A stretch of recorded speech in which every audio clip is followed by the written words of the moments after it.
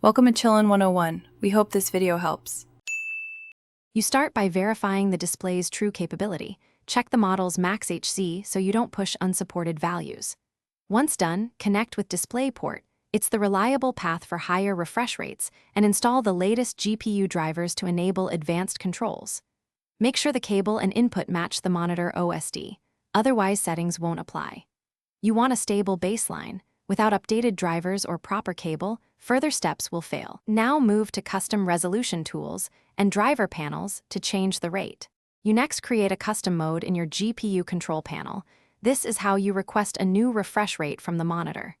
Explain the how, set the desired HC, keep resolution at native, and use standard timing to avoid signal issues. Don't change pixel clocks aggressively. Once you add the mode, run the test. If the display accepts it, you'll see the new number in the OSD. Make sure to save the mode and reboot to let firmware settle before final verification. You finish by applying the custom refresh rate in your operating system and testing real content. Play a game or run a motion test to confirm smoothness. If flicker or artifacts appear, revert immediately and lower the target in small steps. This prevents damage and finds a stable ceiling. Make sure to check the monitor OSD for the displayed HZ during tests. One key troubleshooting tip: if nothing works, swap to a certified cable and try the panel's service menu only as a last resort.